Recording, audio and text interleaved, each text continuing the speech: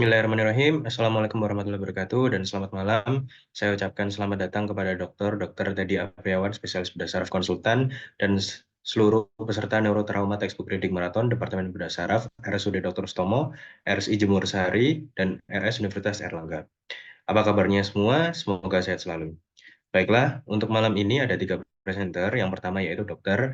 Aditya Wisnu Dharma akan membacakan textbook Lumenta dengan judul Part 4.6.3 Trauma of the Thoracolumbar Spine, yang kemudian dilanjutkan oleh Dr. Lini Rahmaning Tias dengan textbook yang sama dengan judul 4.7 Syringomyelia, dan kemudian oleh Dr. Muhammad Rizky Pratama yang akan membacakan textbook Neurosurgery Tricks of the Trade dengan judul Chapter 17 Glioblastoma. Baiklah, untuk memaksimalkan waktu kepada Dr. Aditya, waktu dan screen saya persilakan.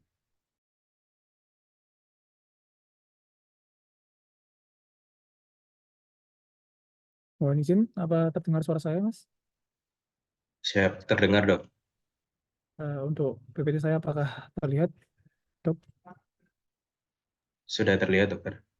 Baik. Assalamualaikum warahmatullahi wabarakatuh. Selamat malam, Mas, Mbak, dan teman-teman sekalian. Pada malam kali ini saya akan membacakan tentang trauma of the thoracolumbar spine. Sebenarnya. Jadi yang pertama adalah introduction. Jadi thoracolumbar spine itu merupakan zona transisi antara T1 dengan T10 yang dia itu yang stabil, yang dihubungkan dengan tulang dada ke sternum dengan yang spine yang lebih mobil, yaitu L3 hingga L5 hingga S1. Nah, meskipun tidak semua ahli bedah saraf itu terlibat dalam penanganan akut dari patah tulang dan dislokasi, pemahaman dasar dari klasifikasi dari spinal injury dan beberapa checklist itu eh, dapat kita gunakan untuk mengevaluasi tingkat ketidakstabilan pasca trauma, dan hal ini harus menjadi bagian dari program pembelajaran dan pelatihan. Yang pertama ada klasifikasi dan review dari recent literature. Yang pertama ada dari AU klasifikasi yang yang dihasilkan oleh Mader et al. Yang merupakan hasil kerja dari 5 authors pada tahun 94. Ini tuh berdasarkan dari 3 mekanisme injury yang bisa kita lihat pada gambar 4.6.18, yaitu yang pertama itu adalah cedera kompresi dari kolumna anterior, kemudian yang B itu ada cedera distraksi dengan lesi pada 2 kolumna, kemudian yang C itu adalah cedera rotasi yang dengan lesi 3 kolumna. Nah, dari 3 grup ini tuh kemudian dibagi menjadi beberapa subgrup yang bisa kita lihat pada tabel 4.6.1. Nah, fraktur tipe A itu dianggap memiliki struktur tulang dan ligamen posterior yang lebih utuh. Sedangkan untuk yang tipe B dan C itu tidak. Kemudian usulan terbaru dari Vaccaro et al. Ini bisa kita lihat pada tabel 4.6.2 dan gambar 4.6.19. Itu merupakan hasil kolaborasi antara 18 spesialis tulang belakang pada tahun 2005. Itu menghasilkan Thoracolumbar Injury Classification and Severity Score atau bisa kita tahu TLICS. Dan ini tuh berdasarkan berdasarkan karakteristik dari tiga cedera, yaitu yang pertama itu adalah morfologi cedera yang ditentukan dari gambaran radiografi. Kemudian yang kedua itu adalah integritas dari posterior ligamentous complex atau PLC, dan yang ketiga adalah status neurologis dari pasien. Yang pertama adalah morfologi cedera. Pola patahnya adalah yang pertama adalah kompresi. Ini tuh sesuai dengan AO tipe A, dengan awalannya itu seperti aksial, fleksi, dan lateral, eh, yang dapat digunakan untuk menggambarkan morfologi cedera dengan lebih tepat. Kemudian yang kedua adalah rotasi translasi yang sesuai dengan AO tipe C. Kemudian yang ketiga adalah distraksi. Ini itu sesuai dengan AO tipe B dengan subtipe seperti fleksi, ekstensi, dan kompresi atau burst. Terus yang kedua adalah integrity of PLC. Ini tuh ada ligamentum supraspinous dan intraspinous. Kemudian facet kapsul dan ligamentum flavum, yang mana ini tuh penting karena mereka itu berfungsi sebagai posterior tension band. Kemudian pelebaran dari intraspinous space, kemudian diastasis dari sendi facet, kemudian subluaksi dari facet. Ini tuh merupakan indikator adanya gangguan. Nah, dan ini tuh memerlukan pembedahan karena kemampuan untuk penyembuhannya yang buruk. Eh, Bukti gangguan itu mungkin tidak, kadang-kadang bukti gangguannya itu mungkin tidak terlalu kentara atau tidak pasti. Kemudian yang ketiga ada status neurologis. Status neurologis ini tuh merupakan parameter yang penting eh, karena cedera neurologis yang tidak lengkap atau neurologis secara umum dapat diterima sebagai indikasi dari pembedahan. Nah, yang menarik dari proposal dari Faktor et al. Ini itu mereka itu juga mengusulkan sistem klasifikasi dari cedera tulang belakang uh, subaxial cervical spine injury classification system. Nah, ini tuh terdiri dari 3 kategori, yaitu yang pertama ada morfologi, kemudian yang kedua adalah disco ligamentous complex atau DLC, terus yang ketiga adalah status neurologis. Di mana status neurologis nol, nol itu berarti intact neurologi. Kemudian satu itu adalah cedera pada root. Kemudian yang dua itu bila cedera complete cord injury. Terus yang ketiga itu incomplete cord injury dengan uh, dengan poin tambahan adalah uh, adanya continuous cord compression pada neurodeficit. Nah, hal ini memberikan lebih banyak poin dan untuk skor total menunjukkan bahwa kerusakan neurologis pada pasien tanpa tanpa dengan atau tanpa partial cord deficit dianggap sebagai indikasi pembedahan yang baik.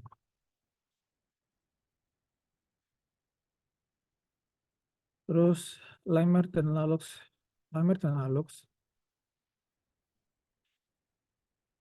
ya. Kemudian Lamer dan Lalux itu berfokus pada faktor cedera utama. Ini tuh untuk mengklasifikasikan dari faktor thoracolumbar dan merumuskan dari algoritma treatmentnya. Nah, ini tuh mengklasifikasikan jadi yang pertama ada faktor kompresi. Faktor kompresi ini tuh dengan beberapa tipe dari risk factors akibat dari trauma faktor trauma anterior vertikal.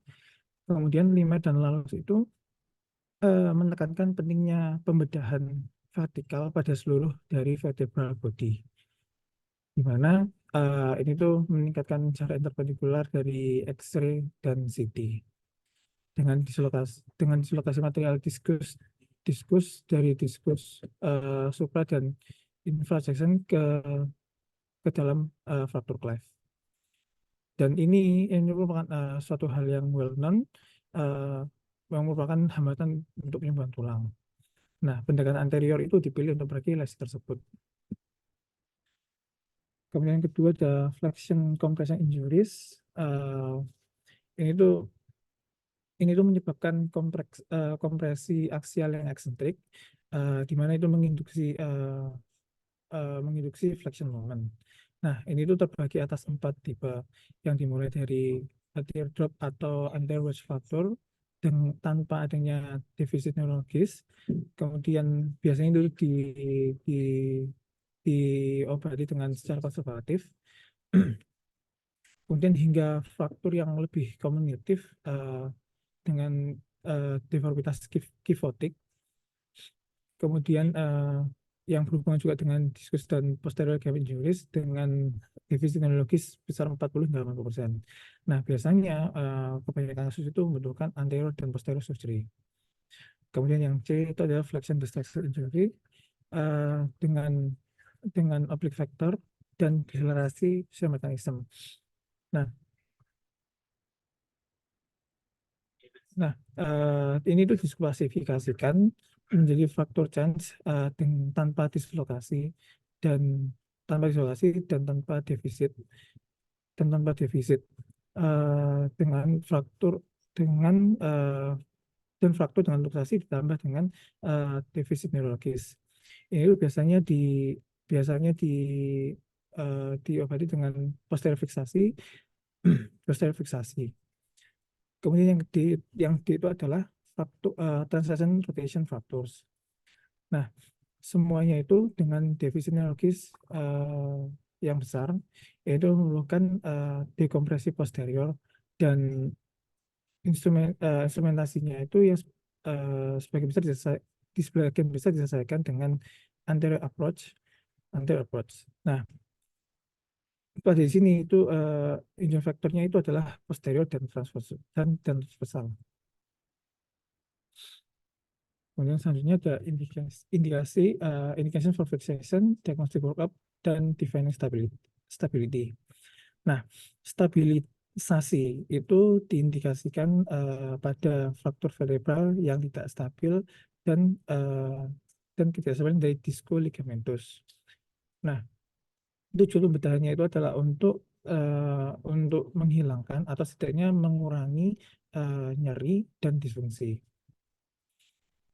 Reduksi dan fiksasi fraktur itu mungkin penyembuhan dari tulang dan fusi itu akan memberikan stabilitas. Nah, strategi pengobatan itu bergantung pada besarnya kerusakan, tidak hanya pada tulang belakang, tapi juga pada bagian tubuh lainnya. Nah,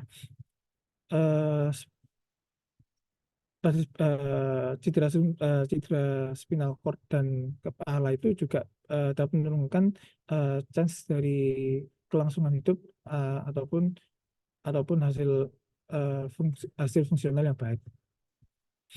Nah, pilihan pendekatannya itu adalah pendekatan posterior approach, kemudian anterior approach, dan gabungan yang menghasilkan dari 360 proses fiksasi. Nah, perencanaan bedah itu didasarkan pada analisis yang tepat dari imaging studies, kemudian termasuk dari pengetahuan dasar biomekanik. Nah, yang pertama adalah defining stability. Ketidakstabilan klinis itu didefinisikan sebagai hilangnya kemampuan tulang belakang di bawah beban fisiologis untuk menahankan hubungan antar tulang sedemikian rupa sehingga tidak terjadi kerusakan atau iritasi pada spinal cord atau pada nerve roots. Nah, tidak ada perkembangan deformasi melupakan atau nyeri akibat perubahan struktur. Kemudian pernyataan yang lebih pendek dan lebih agak older itu dikembangkan oleh Nicole pada tahun 1953. Itu menyatakan bahwa no deformity or neurologic deficit increasing over time. Dan oleh Kelly dan Whiteside pada 1968 menyatakan bahwa unstable if progressive deformity set in increasing neurologic compromise. Kemudian pada Vaquero et al. Juga mengusulkan definisi dari kestabilan, yaitu pertama adalah stabilitas dari mekanis langsung yang ditunjukkan pada morfologi cederanya. Yang kedua adalah long term stability yang ditunjukkan dengan indikator dari PLC. Kemudian yang ketiga adalah neurological stability. Ini tuh yang ditunjukkan dengan ada tidaknya dari defisit neurologis. Nah, istilah-istilah ini tuh digunakan untuk menggambarkan tujuan eh, dari prosedur dari stabilisasi spinal. Nah, fiksasi itu harus eh, memberikan stabilitas mekanisme segera pasca operasi. Kemudian long term stability itu harus dicapai dengan fusi tulang, dengan bony fusion. Nah, termasuk termasuk maintenance dari koreksi firmitas tulang belakang yang diperoleh. Kemudian selanjutnya di checklist classification, analisis dari struktur tulang belakang itu menggunakan salah satu dari three column spine. Ini tuh oleh Louis Ordenis. Ini juga pada gambar 4.6.22. Ini merupakan langkah pertama eh, untuk diagnosis dari instability dari spinal. Nah, pada kedua model, weakening pelemahan pada satu kolom itu mungkin bisa dapat ditoleransi. Tapi kelemahan yang melibatkan jadi dua kolumna itu eh, tidak bisa. Nah, model Lewis itu berguna untuk mengevaluasi ketidakstabilan degeneratif dan untuk pasca operasi. Sedangkan model Dennis itu digunakan untuk kasus-kasus traumatis. Nah, kemudian Rinal-Lewis tricuspid itu terdiri atas kolumna anterior, kemudian dua kolumna posterior. Kemudian jenis anterior kolom itu terus atas anterior ligamentum, kemudian annulus dan bagian depan dari vertebral body dan diskusnya. Kemudian middle kolomnya itu terus atas bagian posterior dari uh, diskus dan juga vertebral body, juga dengan posterior longitudinal ligamentum dan pedikelnya. Sedangkan dari posterior itu uh, terus posterior arch dengan facet jointnya dan facies spinosus dan inter dan supraspinous ligamentum. Nah, selanjutnya analisis dari kerusakan dari vertebral body itu lebih mudah dan sistematik dengan klasifikasi load sharing. Hal ini itu dasar pada hubungan antara jumlah dan karakteristik cedera tulang belakang dan resiko kegagalan instrumentasi posterior setelah fiksasi pedikular. Nah, eh, jumlah jumlah dari vertebral comminution, kemudian displacement dari fragment fraktur fragments dan koreksi dari eh, sudut kifotik ini dulu di skor 1-3 menunjukkan kapasitas pembagian dari beban kolom anterior. Nah, eh, kemudian juga adalah analysis of motion. Ini tuh merupakan langkah diagnostik yang penting dalam ketidakstabilan degeneratif, tapi dikontraindikasikan pada trauma vertebral akut. Eh, karena itu untuk menghindari pergerakan yang menyebabkan kerusakan neurologis lebih lanjut. Nah, deformitas pasca trauma dengan pathological angles dan alignment eh, dari vertebral columna itu harus dilihat secara tepat. Nah, untuk standar description dari displacement dan motion dari three-dimensional coordinate system ini tuh oleh White dan Panjabi itu bisa dikomunikasikan antara adalah pertama eh, sumbu X berjalan horizontal pada bidang frontal, kemudian sumbu Y secara vertikal itu tuh dari rostral ke caudal, kemudian sumbu Z itu sagittal, AP atau dorsoventral, dorsoventral. Kemudian analisis dari faktor mekanisme dan morfologi, ini tuh di eh, parameter yang diperiksa untuk menilai cedera lumbal nantinya dilakukan pada tabel 4.6.2. Kemudian pada tabel 4.4 ini tuh merangkum pembedahan eh, yang disarankan.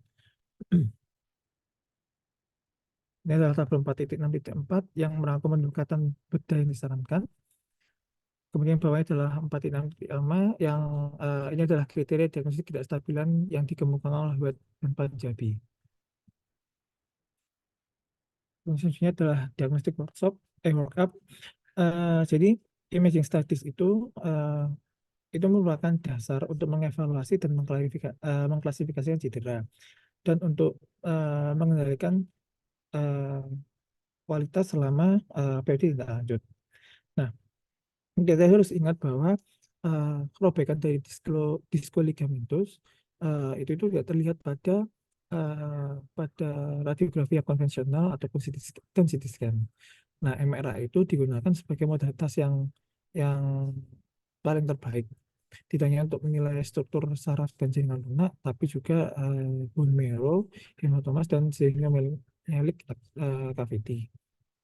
Nah, pasien yang mengalami traumatic acute spinal cord injury atau AC from uh, Neurological Institute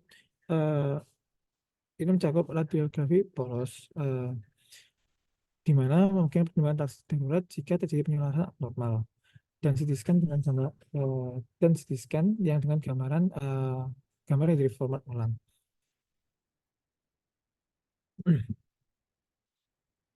Kemudian selanjutnya adalah historical steps in spinal surgery.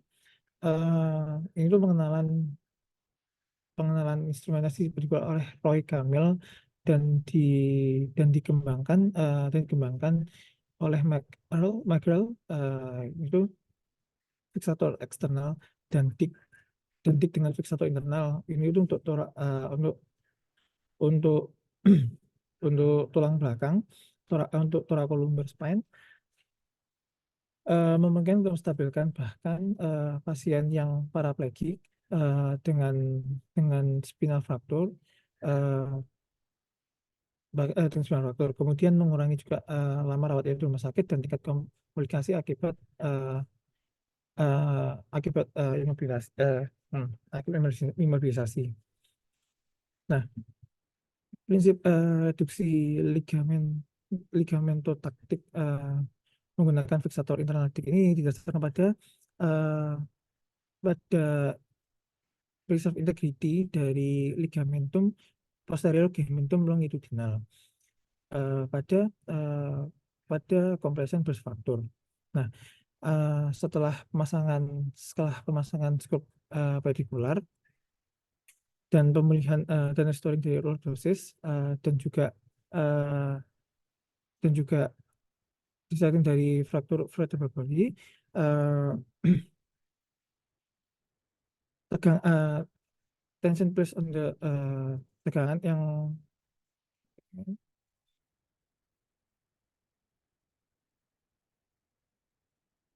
tegangannya di mana pada ligamentum longitudinal posterior itu memungkinkan reposisi fragmen di dalam spinal kanal.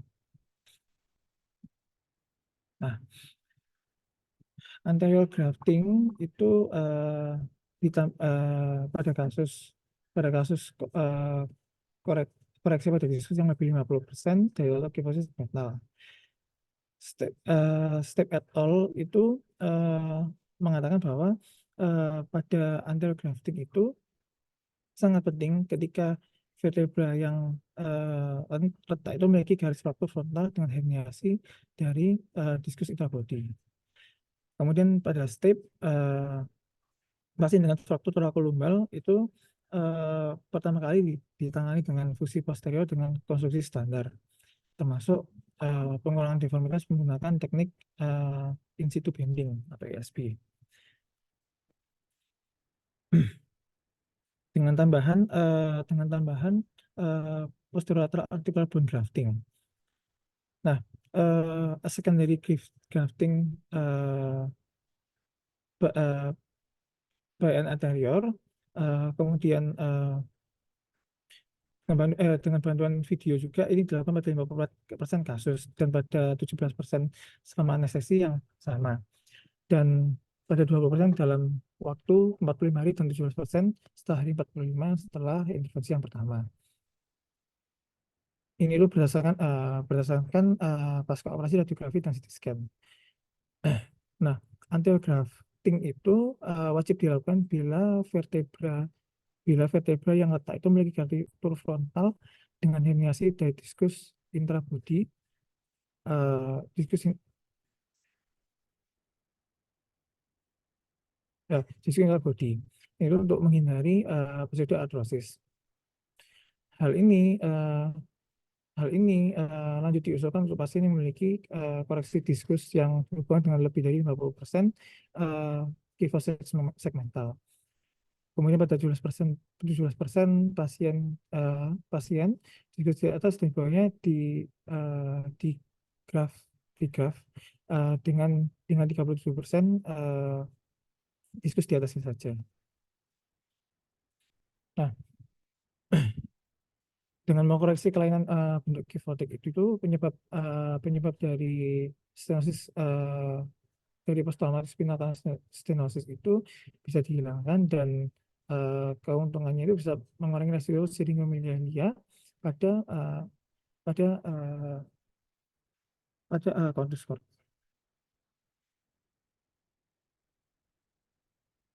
Kemudian yang selanjutnya adalah recent clinical dan research development.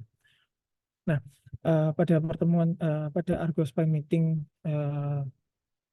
mengenai thoracolumbar fracture pada tahun 2006, fiksasi short segment fixation itu dikemukakan untuk AO tipe A fraktur hanya pada kasus complete burst dengan deformitas kifotik uh, atau dengan adanya dari defisit neurologis. Nah, fraktur kolumna anterior parsial yang stabil dapat ditangani secara konservatif. Kemudian namun pada complete burst fracture ini tuh mendapatkan beberapa keuntungan dari pembedahan, di mana Siebenga et al. Itu membandingkan dalam uji coba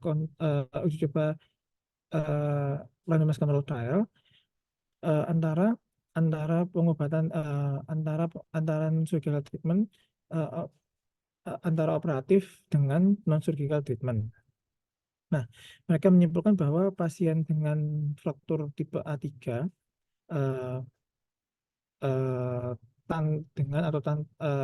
meskipun tanpa adanya defisit neurologis itu harus ditangani dengan stabilisasi ditangani dengan short segment posterior stabilisasi. Kemudian pada beberapa kasus dari complete burst dengan insufficient load sharing harus second anterior procedure itu harus dilakukan. Kemudian short construct itu diindikasi pada tipe B fraktur dengan lesi pada posterior kolumna dan pada fraktur pada lower lumbar spine. Nah, kombinasi antara anterior dan posterior fiksasi itu menawarkan stabilitas yang lebih dan memungkinkan memberikan koreksi curve yang optimal dan rekonstruksi dari bony defects-nya. Nah, rekonstruksi kolom anterior yang kurang invasif itu menggunakan reduksi pelat uji dengan bantuan balon dan vertebrasi dengan segmen kalsium fosfat yang dikomunikasikan dengan konstruksi skrup vertikal segmen pendek. Ini tuh diusulkan oleh Owner et al. Nah, dalam perkembangannya teknologi yang baru itu sedang berlangsung. Semakin banyak implan yang ditawarkan kepada ahli bedah tulang belakang yang modern. Itu mungkin mereka konstruksi dan menstabilkan spine dengan spine dalam tulang belakang dengan struktur dan skeleton yang rusak ataupun hilang. Nah, lead problems-nya, jadi resiko malunion ini terjadi pada pasien dengan kelainan bentuk kifotik itu lebih 10 derajat jika terdapat malnutrisi dengan atau tanpa penyakit menular. Nah, kemungkinan terjadinya malunion itu hampir pasti jika deformitas dari kifotiknya itu melebihi dari 30 derajat. Strategi treatmentnya itu meliputi posterior wedge osteotomy, namun juga dengan anterior correction pada beberapa kasus tertentu yang disebut nyeri dengan atau tanpa peningkatan dari masalah neurologikal. Nah, kekambuhan kifosis setelah short segment fiksasi pada burst factor itu dilaporkan terjadi terutama melalui kolapsnya dari diskus setelah pelepasan implan. Nah, penyempitan dari diskus ini itu disebabkan oleh adaptasi dari perubahan morfologi pada posisi end plate.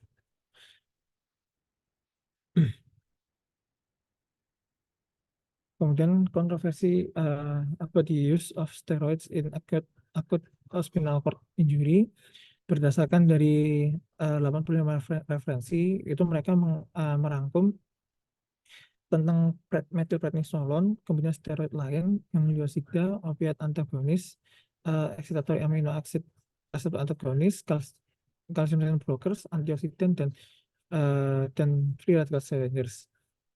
Nah, meskipun beberapa penyebab dari hewan itu menunjukkan manfaat yang potensial, peningkatan substansial dalam fungsi neurologis belum terbukti secara meyakinkan untuk memungkinkan terobosan suatu substan dalam praktik sehari-hari. Nah, penggunaan high dose dari methylprednisolone itu telah dianjurkan mengikuti publikasi National Acute Spinal Cord Injury Study 2 dan 3 atau NASIS 2 dan 3 termasuk 4 paper antara tahun 90 dan 98 dengan datanya itu sebanyak sekitar 6 hingga 12 bulan data. Nah, NASIS 2 itu terdiri dari terapi 24 jam dengan bolus methylprednisolone 30 mg per kilogram berat badan ditambah dengan infus 5,4 mg per kilogram berat badan selama 23 jam berikutnya atau bolus naxolon yang diikuti dengan 24 jam infus dengan dosis 4 mg per kilogram berat badan versus placebo pada pasien yang dirandomize dalam waktu 12 jam setelah cedera. Nah, pasien yang diobati dengan MP dalam waktu 8 jam itu menunjukkan peningkatan fungsi neurologis yang lebih baik dibandingkan dengan mereka yang diberikan placebo. Nah, tapi reputasi dari methylprednisolone itu ini tuh kurang not deserve. Seperti yang dibawa oleh Kasha et al. Setelah baca evaluasi ulang dari NASCIS, di mana peningkatan fungsi yang berarti bagi pasien itu tidak dikomunikasikan dalam kedua penelitian, dan resiko kematian akibat gangguan pernafasan itu 6 kali lebih tinggi pada kelompok pemberian methylprednisolone dalam jangka waktu 48 jam dibandingkan dengan kelompok methylprednisolone 24 jam. Nah, dampak buruk ini itu seperti yang diungkapkan oleh Bracken et al. Yang who called for caution untuk menghindari penggunaan MP 48 jam yang tidak perlu pada pasien yang diobati selama 24 jam. Nah, kemudian MP itu methylprednisolone itu diperkirakan mempengaruhi perioksidasi dan hidrolitik reduction dari membran saraf dan mikrovaskular, dan beneficial efeknya itu akan hilang setelah 8 jam. Setelah itu peran peran negatifnya dalam menginhibisi aktivitas sel imun dan pertumbuhan aksonal itu mungkin mendominasi. Nah, terlepas dari kritik yang beralasan, klinisi, terutama klinisi atau dokter harus mempertimbangkan untuk menggunakan obat ini, mengingat dampak buruk dari SCI dan bukti eh, efek efek efek dari MP yang bermanfaat. Nah, indikasi yang disarankan itu adalah pertama protokol NASIS 2 untuk SCI dan untuk SCI akut dan non penetrasi kurang dari 3 jam setelah cedera. Kemudian NASIS 3, protokol NASIS 3 yaitu 48 jam penggunaan MP. Ini juga pengobatan dapat dimulai setelah 3 jam, namun pasti dalam 8 jam pertama setelah cedera. Nah, kemudian MP itu nggak boleh diberikan jika cedera terjadi lebih dari 8 jam yang lalu. Kemudian MP tidak direkomendasikan pada SCI, pada akut penyakit SCI. Nah, namun namun dalam pernyataan ya namun dalam pernyataan dari 2001 Spine Supplement, Verling melaporkan bahwa setelah diskusi yang ekstensif mengenai role dari MP pada akut SCI ini itu para anggota member dari Spine itu eh, tidak bisa mencapai kesepakatan mengenai poin-poin penting. Nah, berdasarkan MRI pada tahun 2007, protokol ini tuh masih diperdebatkan dan dianggap sebagai pilihan pengobatan yang harus seimbang terhadap risiko buruknya. Tapi metronidazole ini lagi diberikan secara rutin setelah SCI akut di Prancis. Kemudian timing dari surgery, mengenai waktu pembedahan saat ini belum ada penelitian dengan ya tidak ada penelitian yang di kelas 1 yang menunjukkan bahwa pembedahan darurat itu akan meningkatkan dari prognosis. Namun demikian eh, penelitian yang memberikan bukti manfaat neurologis dari stabilisasi dari early surgical stabilisasi itu seperti mobilisasi dini, masa rawat di perawatan intensif, kemudian mempersingkat masa rawat di rumah sakit, dan komunikasi terkait mobilisasi berkepanjangan. Nah, secara umum, obatan dini untuk pasien dengan defisit neurologis parsial dan terutama progresif itu dapat diterima secara luas. Nah, algoritma treatment general agreement pada pasien dengan SCI akut traumatis dari Baru Neurological Institute yang mencakup yang termasuk plan radiografi memungkinkan untuk dengan traksi darurat jika terjadi abnormal alignment dan CT scan dengan gambar dengan CT scan dengan reformatted image. Nah, ini tuh mungkin untuk mempertimbangkan pembedahan darurat jika terjadi kompresif dari mass lesion-nya. Nah, langkah selanjutnya MRI itu digunakan sebagai modalitas yang paling utama uh, dan tidak boleh menjadi alasan untuk menunda pembedahan jika terjadi deterioration dari neurological. Kemudian jika pada radiografi polos atau pada CT scan itu menunjukkan adanya kompresi, ya juga menunjukkan kompresi. Nah, lembaga ini tuh menyukai manajemen dan pengobatan dari yang agresif pada SCI pasien. Kemudian juga future question and direction, ada kecenderungan ke arah teknik bedah yang kurang invasif dan peningkatan presisi dari spinal instrumentasi menggunakan alat navigasi. Nah, upaya yang muncul untuk dijadikan spine surgery sebagai spesialisasinya melalui pelatihan gabungan ortopedi dan bedah saraf, ini itu merupakan langkah lain menuju optimalisasi pengobatan trauma tulang belakang dengan meningkatkan beban kasus dan keahlian bedah.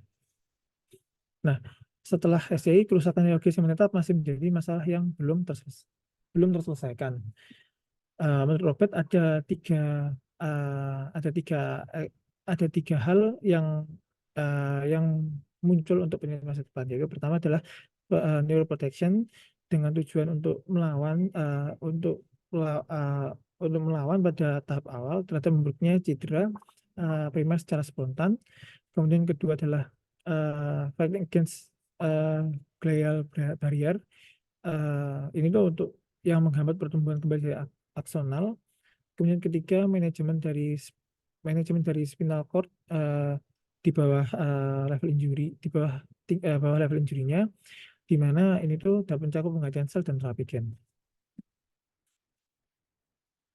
Kemudian conclusion, diharapkan ringkasan trauma pada tulang lumbar ini tuh bisa meningkatkan kesadaran para dokter yang bertugas bahwa meskipun skor itu dapat membantu menganalisis data pasien secara sistematis dan membuat database yang dapat dibandingkan untuk reproducibility algoritma pengobatan. Skor tersebut tidak pernah cocok untuk semua kasus. Nah, mengingat kejadian itu yang spektakuler saat lomba ski, seperti atau beberapa action movie, kita menyadari bahwa benturan yang berulang dan beragam pada tulang belakang selama satu kecelakaan itu dapat menyebabkan cedera yang mungkin tidak selalu sesuai dengan skema klasifikasi yang jelas.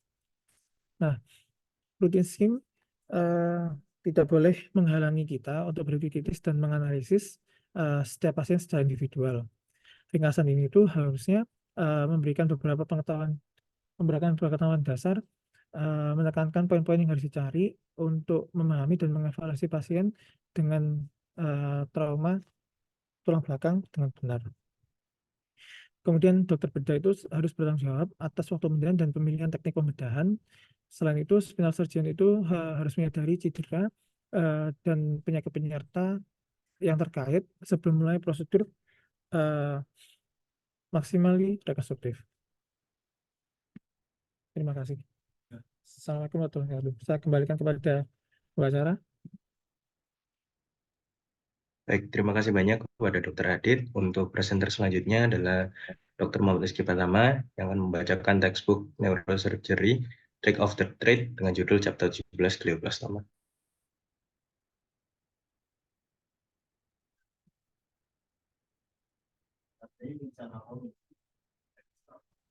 Baik, terima kasih kepada Dr. Kaheksa. Apakah suara saya sudah jelas terdengar dan slide saya sudah terlihat dengan jelas, dokter?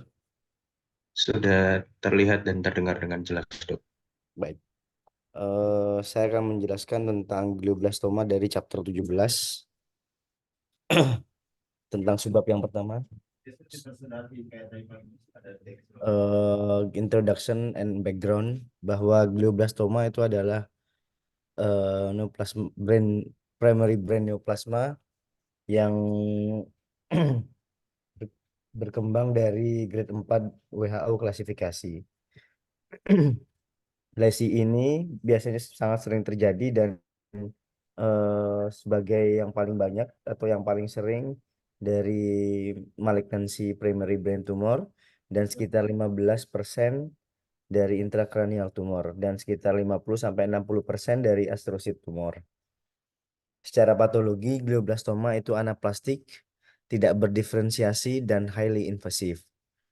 Kemudian GBM itu bisa dikarakteristikkan sebagai primary seperti tumor de novo, kemudian secondary yaitu sebagai lower grade astrocytoma dan bisa berdiferensiasi menjadi GBM. Primary pathway tumor itu biasanya memiliki mutasi dari EGF atau epidermal growth factor dan PTEN atau phosphatase and tensin homolog related on chromosome 10. Dan secondary pathway daripada tumor itu memiliki P53 mutasi P53. Dan insidensinya adalah 2 sampai 3 per 100.000 orang. Dan semua glioma termasuk glioblastoma itu biasanya sering terjadi di perempuan. Dan biasanya antara 50 sampai 70 dan atau bahkan lebih muda atau bisa lebih tua. Clinical presentasi bahwa glioblastoma itu biasanya dipresentasikan sebagai sebuah yang subakut dan clinical course-nya itu adalah 3 bulan pada 50% pasien. Dan simptomnya itu tergantung daripada lokasi tumor itu sendiri.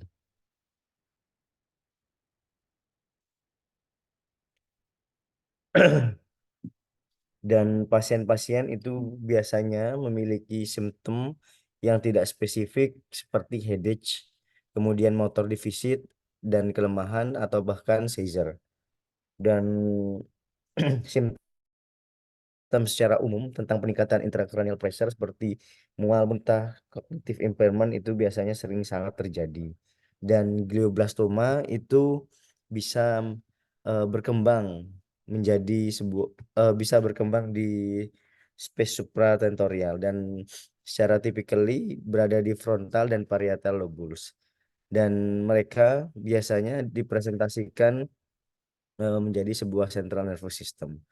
Focal lesion itu bisa berubah, kemudian hemiparesis, visual loss ataupun afasia. Kemudian pada beberapa eh, presentasi sekitar 3-6% itu bisa menginvasi ke white matter yang lebih dalam dan bisa malah melintasi daripada corpus callosum atau yang biasa kita sebut dengan butterfly glioma. Diagnosis and imaging bahwa CT itu menunjukkan sesuatu yang irregular dan biasanya hypodens ataupun isodens. Dan pada penampakan MRI-nya biasanya ditampilkan sebagai sebuah diffuse tumor yang margin. Kemudian ketika tanpa kontras, glioblastoma itu adalah sesuatu yang hipointens pada T1 dan hiperintens pada T2. Kemudian dengan kontras bahwa T1-nya itu menunjukkan adanya sentral hipotensi dengan enhancing yang agak tebal dan dikelilingi oleh edema. Dan sekitar 4% itu tidak mengenhance daripada kontras. Ini adalah contoh daripada penampakan daripada glioblastoma di mana T1 weight post kontras MRI pada glioblastoma pada penampakan aksial yaitu yang paling kiri, kemudian pada penampakan yang glioma pada koronal dan glioma dan yang C adalah butterfly glioma yang melintasi corpus callosum.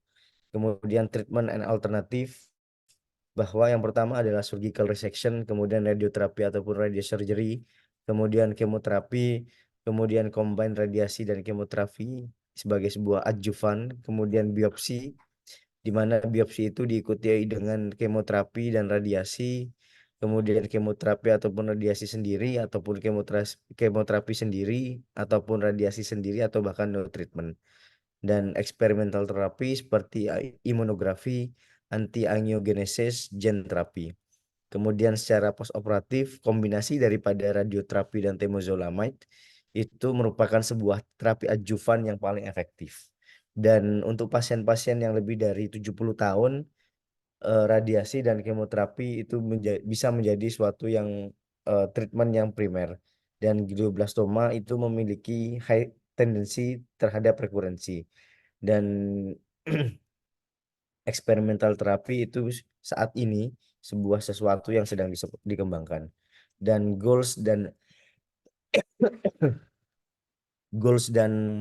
keuntungan daripada selected surgical approach yaitu goalsnya adalah untuk mengallow daripada gross total resection daripada glioblastoma dan meminimalkan postoperatif neurological deficit. Kemudian keuntungannya adalah keuntungannya adalah yang pertama, reseksi gross total yang bisa meningkatkan survival dan quality of life. Kemudian yang kedua itu adalah reseksi yang tentu sangat berguna terhadap diagnosis histologik dan konkomitan itu juga bisa meminimalkan efek massa. Kemudian yang ketiga, tolong kepada host untuk di-mute, Dok.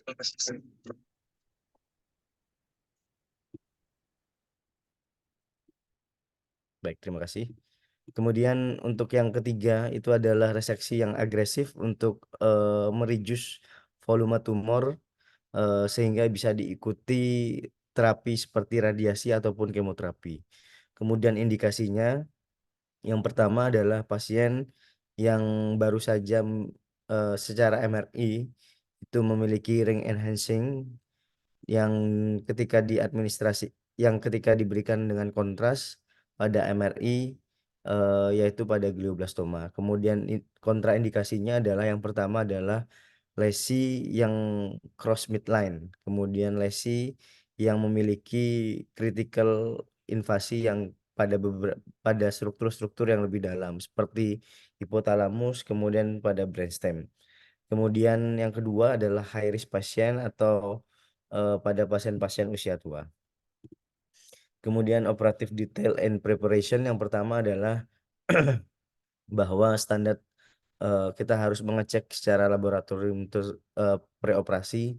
Kemudian yang kedua adalah general anestesi tanpa side effect daripada peningkatan intracranial pressure dibandingkan dengan awake craniotomy pada beberapa kasus.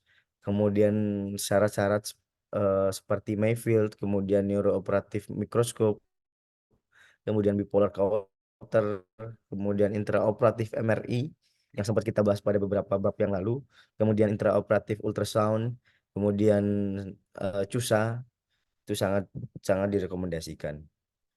Kemudian ada beberapa hal penting yang eh, yang menjadi sebuah peringatan avoidance ya. Yang pertama adalah bahwa semuanya itu tergantung daripada lokasi tumor itu sendiri, sehingga resiko daripada injury terhadap beberapa eloquence area yang meliputinya seperti speech ataupun motor area, kemudian visual cortex, kemudian thalamik ataupun basal ganglia. Kemudian adalah bahwa perawatan itu sangatlah harus untuk mencegah diseksi pada beberapa struktur-struktur yang critical deep, kemudian tumor yang berada di dekat dengan motor dan sensori cortex. Kemudian kita harus menggunakan intraoperatif cortical mapping dengan somatosensory effect potential, kemudian direct cortical stimulation, dan untuk awake craniotomy itu harus menggunakan intraoperatif monitoring. Kemudian dura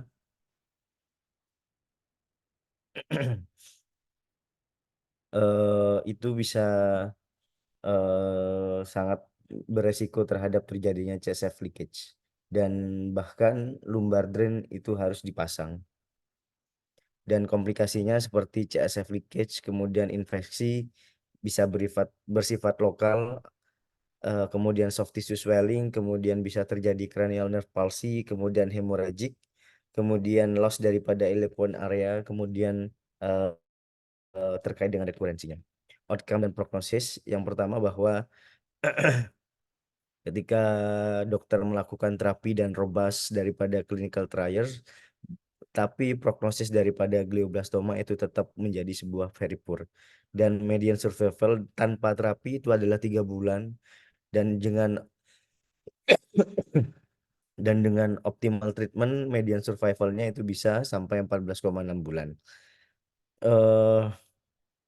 Younger age, higher Karnofsky performance, kemudian extent of resection, kemoterapi dengan MGMT, kemudian radioterapi itu bisa berkorelasi terhadap outcome yang lebih baik. Kemudian beberapa terapi tambahan seperti imunoterapi, terapi gen, kemudian itu bisa menjadi suatu eksperimen dan bisa diharapkan sebagai terapi masa depan. Demikian presentasi dari saya kembalikan kepada moderator. Terima kasih. Terima kasih banyak pada Dr. Rizky. Selanjutnya presenternya adalah Dr. Lini Ramaningsih dengan judul Syringomelia. Persilakan.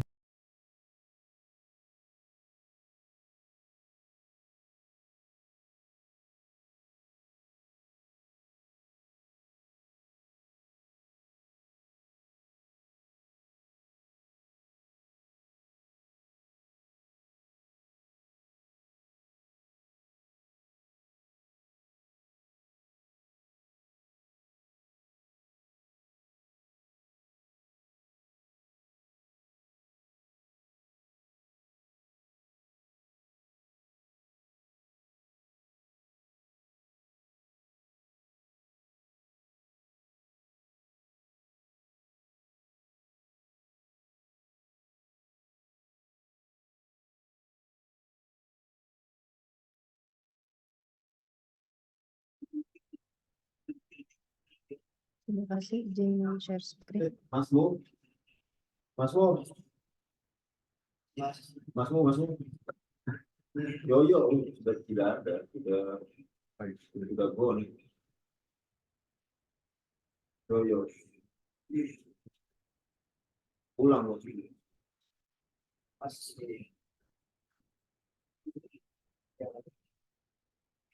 Bismillahirrahmanirrahim. Assalamualaikum warahmatullahi wabarakatuh. Izin terima kasih kepada Dr. Teddy Apriawan, spesialis bedah saraf konsultan, selaku pembimbing dalam acara Neurotrauma Textbook Reading Marathon pada malam hari ini, beserta seluruh peserta setia Neurotrauma Textbook Reading Marathon. Pada hari ini saya akan membawakan materi teks yang berjudul Syringomelia. Jadi definisi dari syringomelia ini adalah kelainan kronis pada spinal cord yang dideskripsikan sebagai kista intramedulari yang berkembang secara perlahan.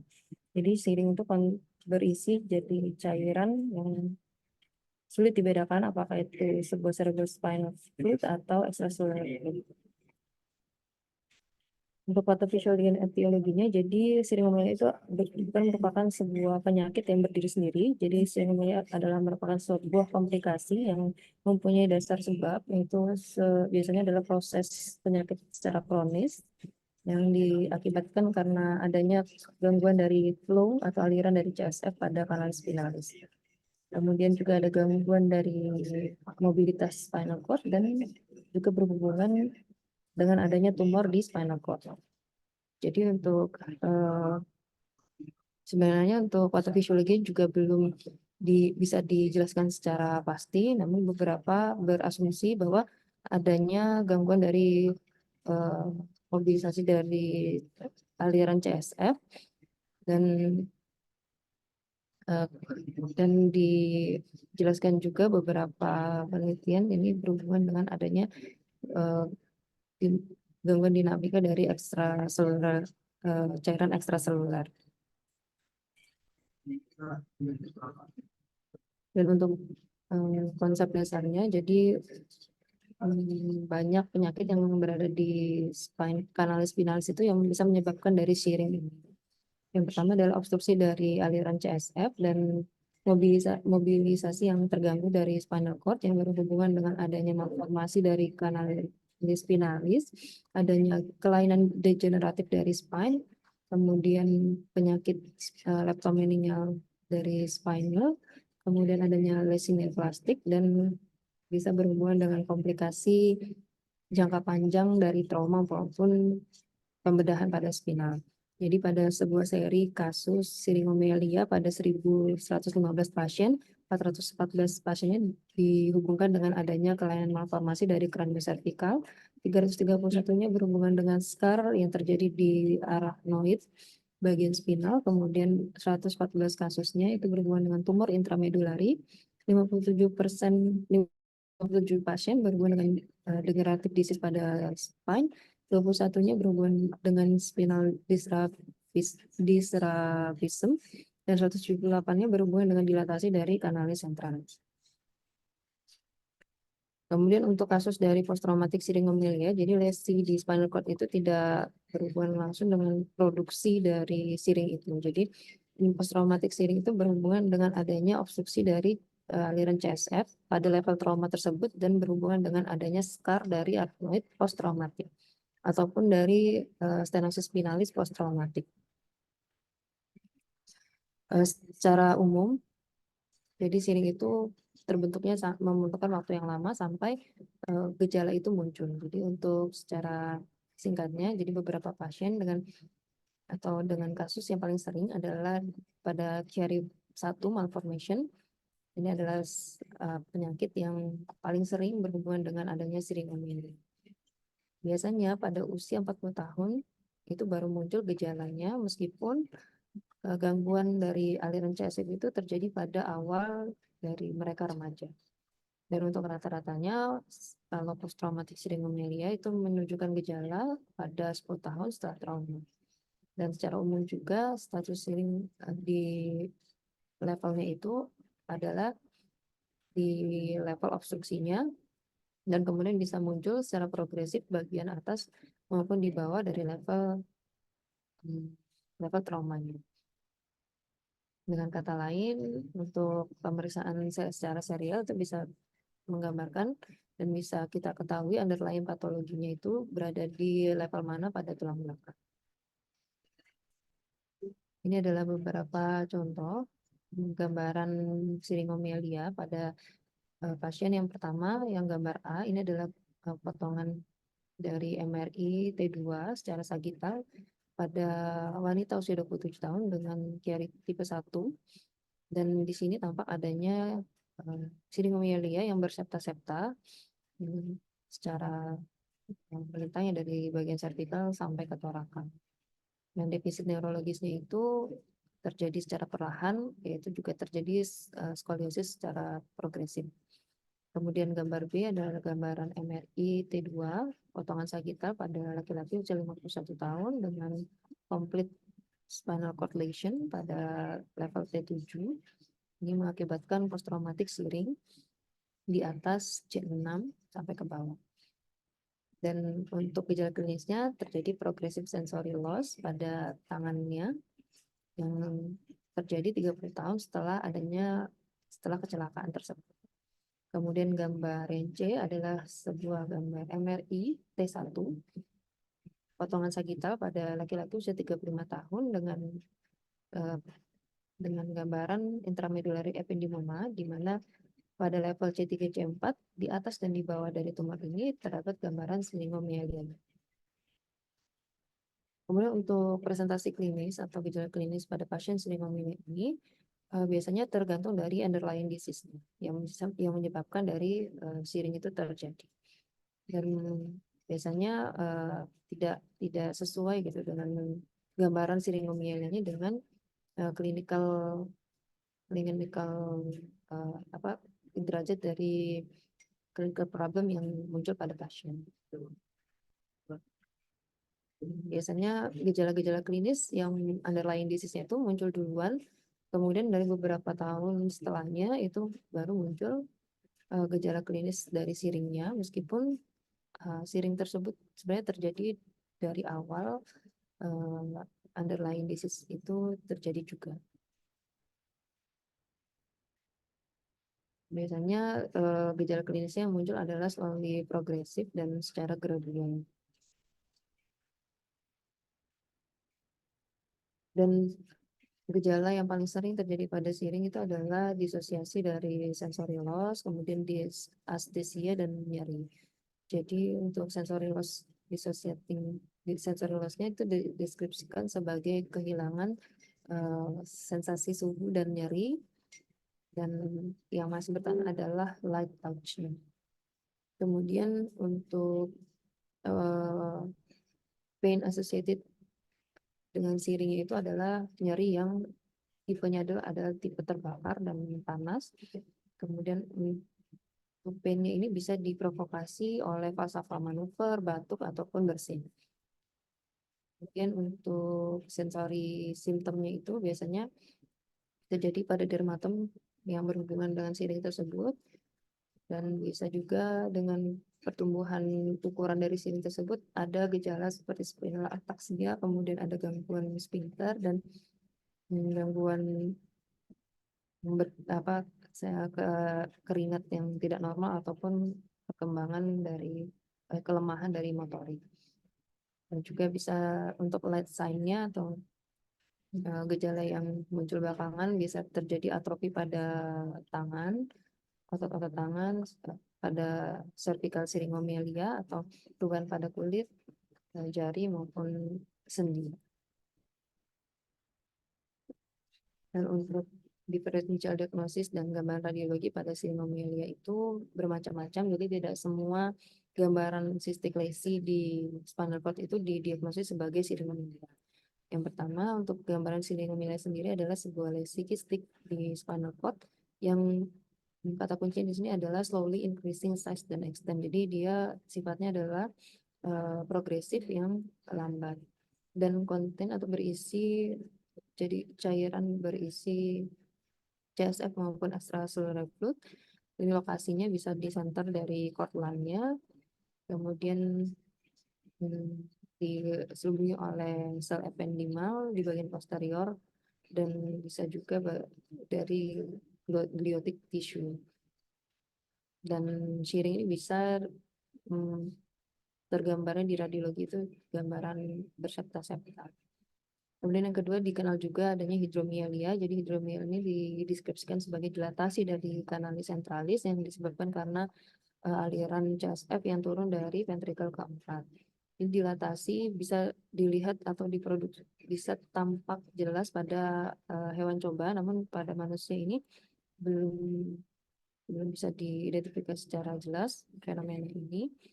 Nah, kecuali adanya hidrosefalus obstruktif pada semua foramina di ventrikel keempat. Kemudian juga dikenal sebagai adanya kista glioependimal. Jadi glioependimal kista ini atau ependimal kista ini adalah kista yang terbentuk dari jaringan kolagen dan kuboid sel dan tidak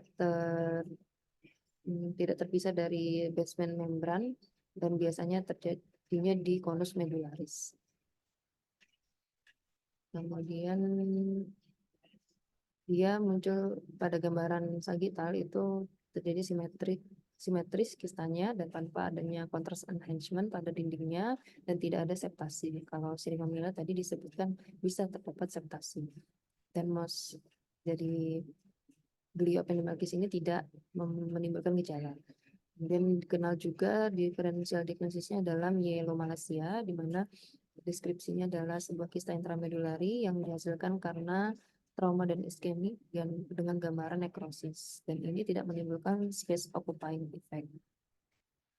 Kemudian tumor kista, jadi tumor kista ini bisa dibedakan dari siring itu karena adanya kontras uptake dari kista neoplastiknya itu sendiri dan dinding kistanya.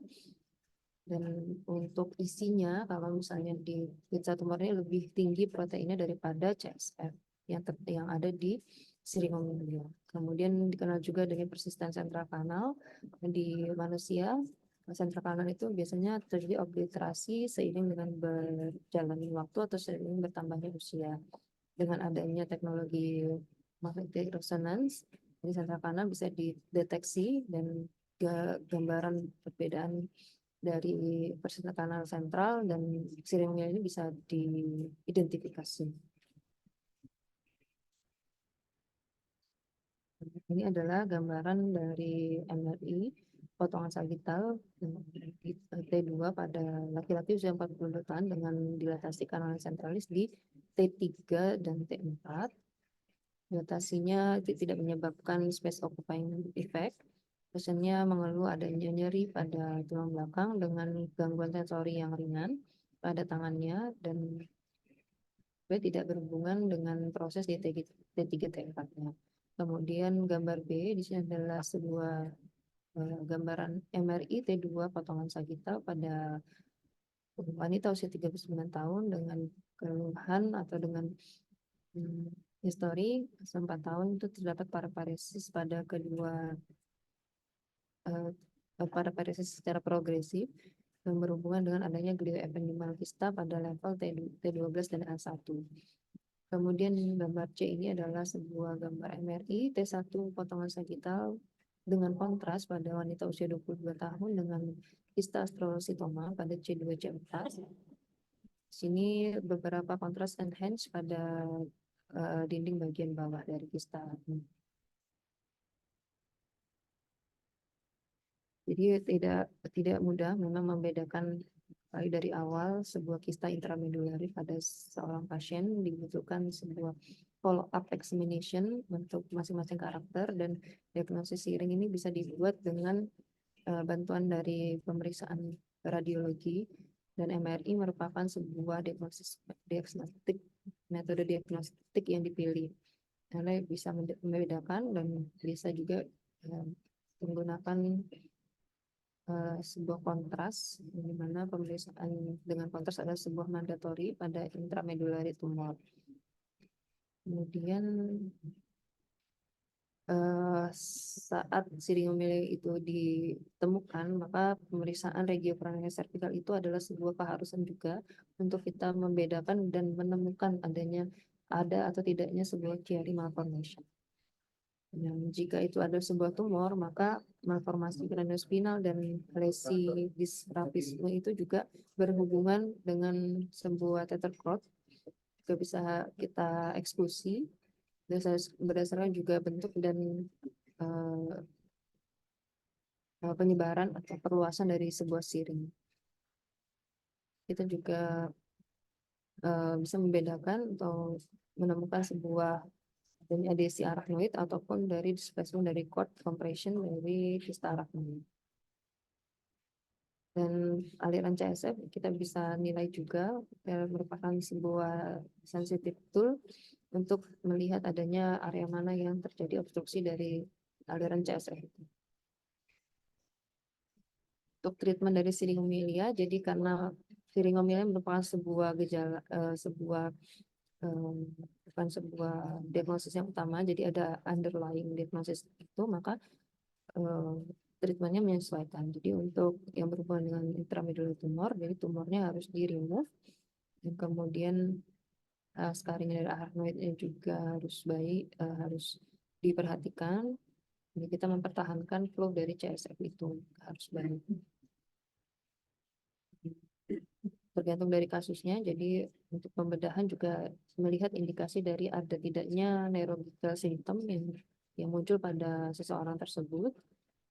Jika sebuah case intramedullary tumor itu memerlukan jadi pada kasus di intramedullary tumor sendiri itu kadang diperlukan setelah diagnosis ditegakkan. Kemudian pada pasien Chiari malformation, dekompresi dari foramen magnum seharusnya direkomendasikan pada pasien yang sudah muncul gejala dari Chiari tersebut. Pada pasien dengan Chiari tipe 1 itu ada gambaran klinis tambahan, biasanya pada pasien itu juga terjadi hidrosefalus, kemudian instabilitas dari kranioservikal atau kompresi dari ventral cord yang berhubungan dengan adanya basilar invaginasi yang bisa muncul pada beberapa kasus. Kemudian adanya scarring dari arachnoid pada kanal spinalis dan area dari foramen magnum. Di situ peran pembedahan juga bisa pada adanya pasien yang memiliki gejala neurologis yang progresif. Dan CSF flow bisa direstorasi dan arachnoid space bisa dilebarkan dengan adanya duroplastin.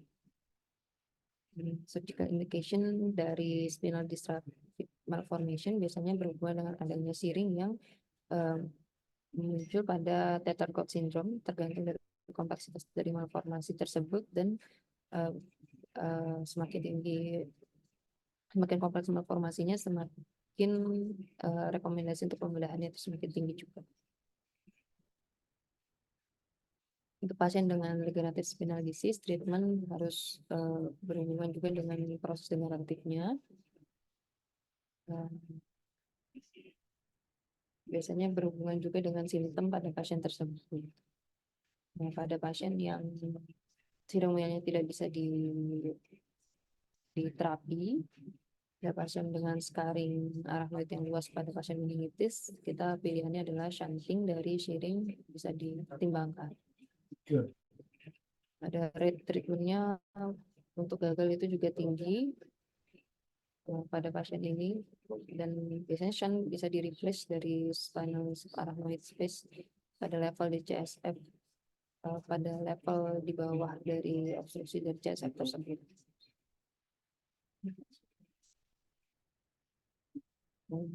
Kita juga harus memerhatikan setting dari shunt yang kita gunakan untuk menghindari adanya low pressure symptom dari CSF itu. Dan biasanya kita menggunakan valve yang bisa mengatur tekanannya sendiri berdasarkan dari klinis pasien.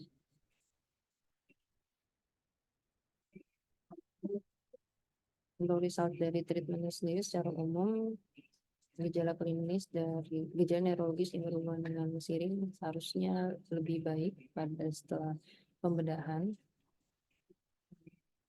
Itu sangat berhubungan dengan underlying patologinya dan beberapa hubungannya ada dengan cord kompresinya.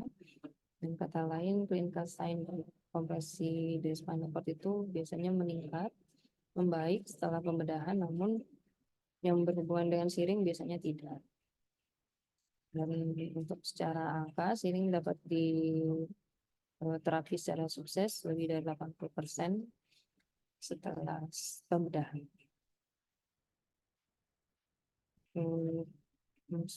Setelah 10 tahun progresif free survivalnya 80% biasanya pada pasien care malformation, kemudian intramedullary tumor,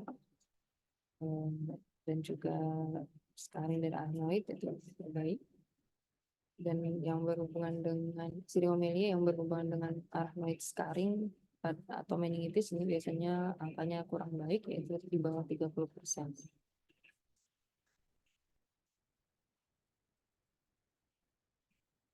Dan untuk kesimpulannya, jadi siriomelia ini merupakan sebuah hasil dari sebuah proses penyakit yang secara kronis, jadi dia tidak berdiri sendiri, pasti ada underlying disease-nya yang disebabkan karena adanya obstruksi dari aliran CSF, adanya mobilitas yang terganggu dari spinal cord, atau adanya intramedullary tumor. Neuroradiological examination diperlukan pada shearing dan kita mencari penyebabnya, dan MRI merupakan sebuah diagnostic method yang dipilih. Bisa juga kita memeriksa dari flow dari CSF-nya. Kemudian clinical symptom dari shearing ini berhubungan erat dengan underlying patologinya. Dan secara instan ya kita bisa mengetahui simptom-simptom dari shearing itu berdasarkan kalau kita sudah tahu diagnosis awalnya atau underlying patologinya. Dan treatmentnya lagi-lagi kita menterapi sesuai dengan underlying patologinya dulu. Jika sukses, maka tidak diperlukan lagi untuk terapi shearingnya. Dan shearing shunting itu tidak boleh dilakukan pertama kali, jadi treatmentnya harus sesuai dengan underlying disease-nya dulu. Dan secara umum, gejala yang berhubungan dengan underlying patologinya itu bisa membaik setelah adanya pembedahan, dan biasanya berhubungan juga dengan shearing.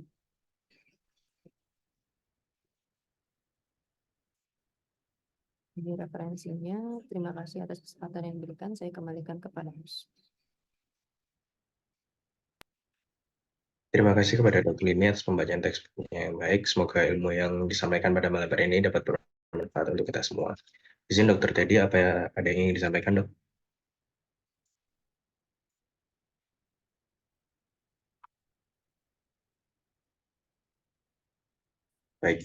Baiklah, demikian acara Neurotrauma Textbook Reading Marathon pada malam hari ini.